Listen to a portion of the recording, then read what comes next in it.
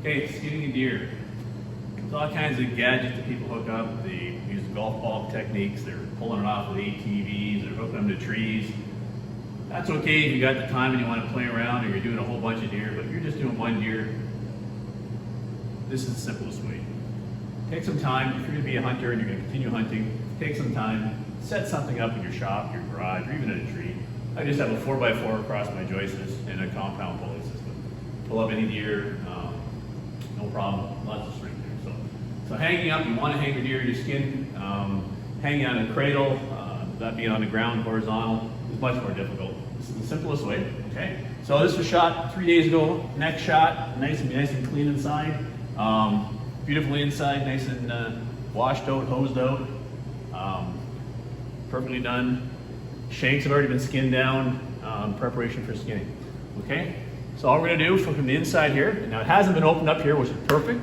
Less chance of contamination, doesn't dry up. So this is the way I think a deer should be received to the butcher. Okay, so all I'm gonna do is up, slid in the hide, and most of this is gonna be pulling. All butchering is actually pulling, even when you're cutting meat or what have you. Biggest thing with skinning is you want to keep the membrane on the meat, and you'll see why in a second. So what you want to do, I'm just going to start this here, and then you're going to pull. Almost all of my skinning here is going to be pulling. Now if you see up here, this is what I mean by the membrane. Just keep that on the hide. It starts to lift here. You want to get behind that. Once you get a certain percentage way in, it's a whole lot easier to keep it in. Okay, so you'll start here. You want to skin the flanks out here first. Okay, so you're going to expose the flank. A lot of the work's done with your thumb underneath. Now you can see the membrane stayed on the meat, so that's going to allow me to do just pull a lot of the hide off. If I didn't have the membrane separated from the hide, this flank, which is still meat, you're gonna get a couple of pounds between the ribs and the flanks, that flank will come off onto the hide. So it's important to get between the membrane stays on the meat side. So down here you can see it's starting to lift a little bit. Just touch it, get behind it.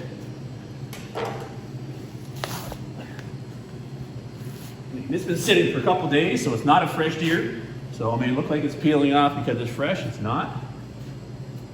Once in a while I get a deer that doesn't want to separate from its hide. Again, we're going up the other side here. We want to just start it.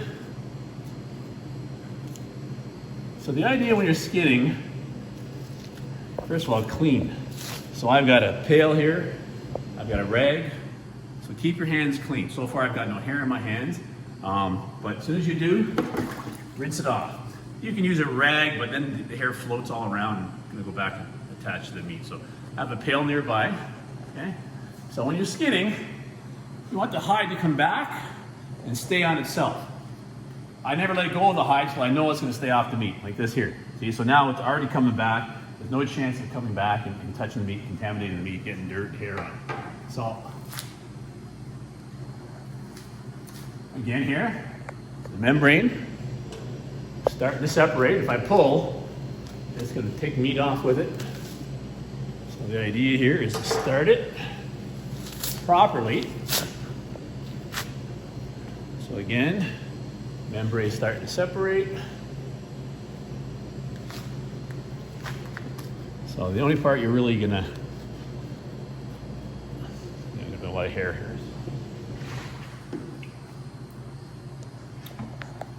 On the flanks, yeah, you pretty much have to start this with a knife.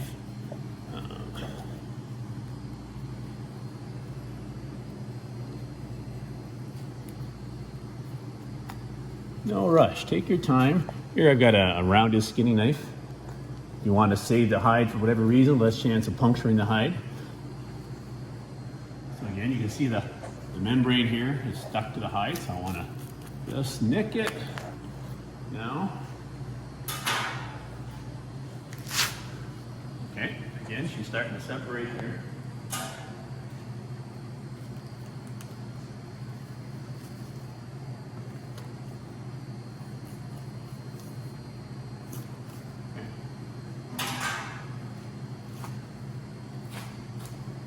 So again, I'm pushing towards the opening there, using my thumb. Now I haven't even cut this with a knife. It just peels off that easy most times.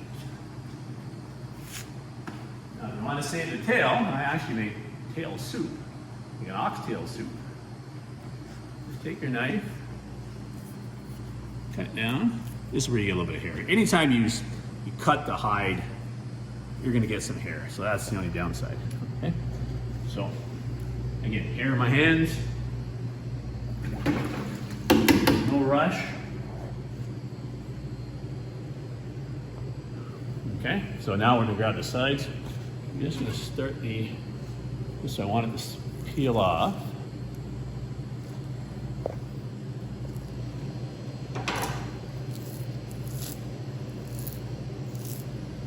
Now I've got a nice clean tail for some soup. Okay, so now it looks good. Membrane separated. Again, every once in a while, you might start again. So that's when you're gonna use your hands, your thumb, and just push around it. Now, because I'm right-handed, I find it easier to go right around the ear. I don't work from the left side, it's just more difficult for me. I know this is spinning a lot on you, but yeah, nice. Same thing here. It's starting to separate here a little bit, but that's not bad. Wash my hands again.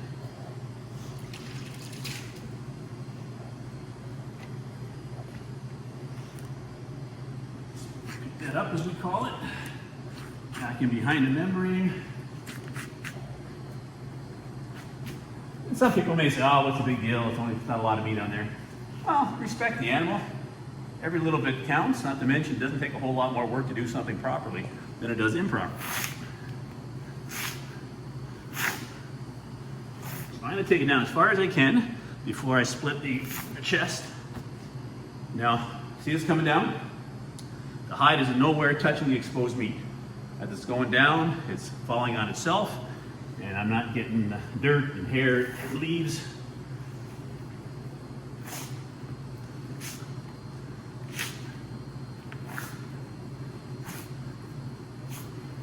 That's about as far as I'm going to go before I split. Now, as we get into the neck, it gets a little more stubborn.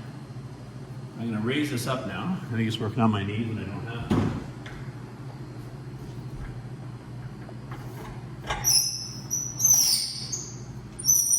Again, get yourself a little compound pulley. Every hardware store carries them. A length of rope. And there's not a deer that you won't be able to lift up. 4x4 across the trusses. I've had 400-pound hogs hanging here, and the trusses held it just fine. Okay, now next up. Again, anytime you cut the hide, you're going to get it. You just want to mitigate that as little bit as possible. So now, split down the brisket. Now you can see down here the neck's already been opened up, which is perfect, allowed for the be washed out and airflow. So I'm just going to split the hide right down to the throat. Now a little bit of knife work in here helps. Just going to start it.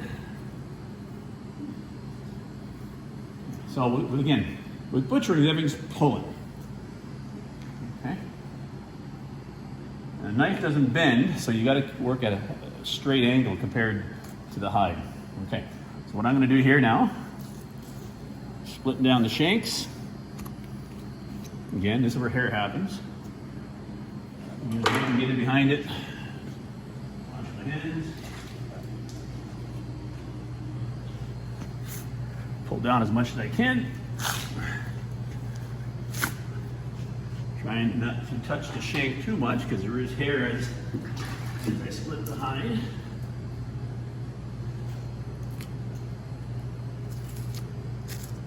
Okay. I'm just gonna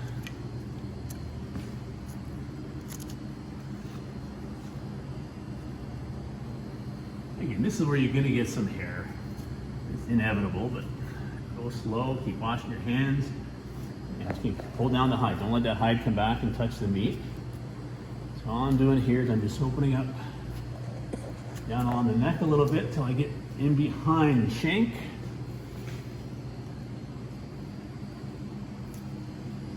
Skin down the shank.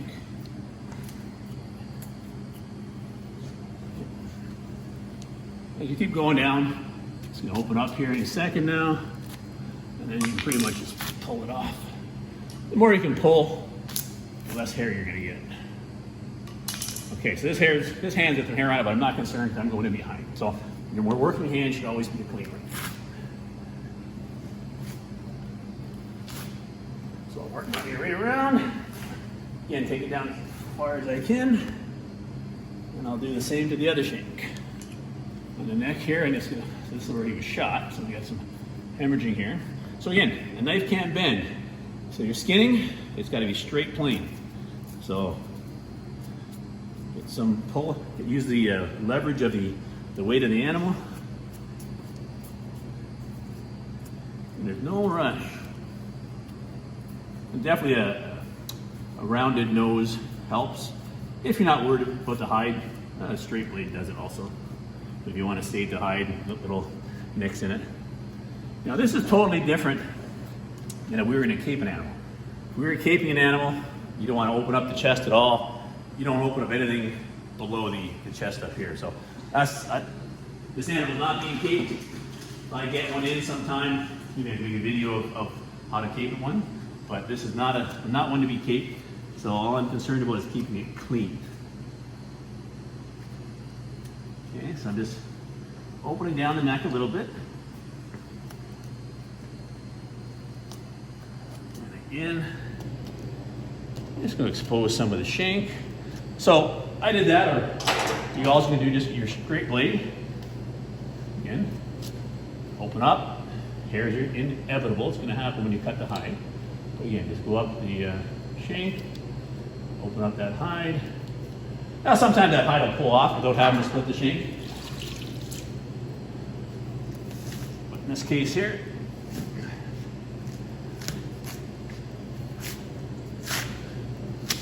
here we go. Okay, now we just continue on. Now we're going to take it right down to the atlas joint. A lot of guys start cutting it off here. There's a lot of meat in the neck. And again, I believe to respect the animal, so take as much as you can. So as it gets down to the neck here, this is where the animal typically does not want to separate from his hide. So you have to do a little more knife work.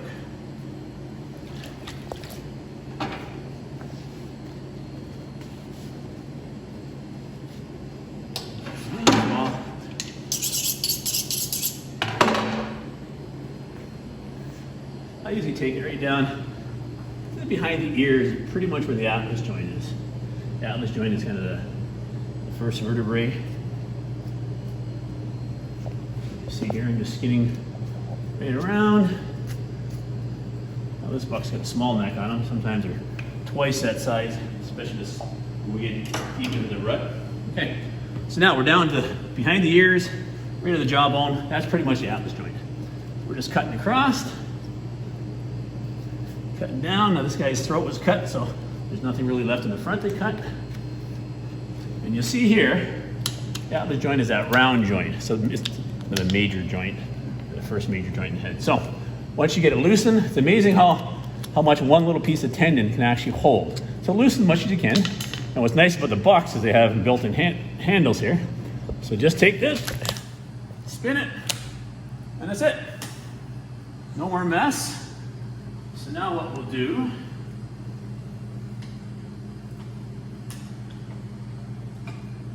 second it.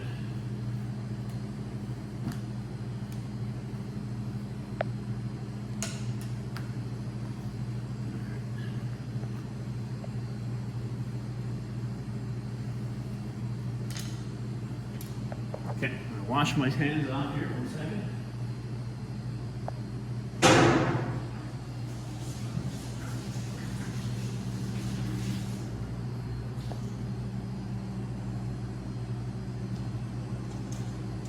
Okay, little trick. If the animal's wet, some animals just stay wet. I don't know why. This guy's nice and dry, so we're going to torch the little hairs left on him. Again, we got it fairly clean. We took our time. Again, the hide fell back over itself. I kept clean hands in touching the animal. So there's very little hair on it. The only real spots are where I had to split the hide. So the animal's wet, like I said, some animals are a lot of membrane on the outside. It doesn't torch very as well. But this is nice and dry. You don't want to cook the meat, obviously. Just a quick pass over. If you try to wipe the hair off, you'll go nowhere. And then pick one off at a time. Even though there's very little hair in this, it just takes time. This is the better method. After we scald pigs in the industry, you also go back over with the torch to take off the last little bit of hair that's remaining on them.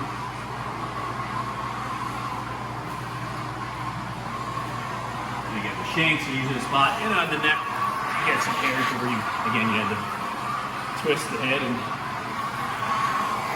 Okay, so pretty much, that's skinning. Again, all kinds of gadgets. We put golf balls in and pull it with ATVs and that. So I didn't time that. That was maybe 10 minutes, and I was in no rush. So as simple as that. Biggest thing is hang it and let gravity help you. Thanks.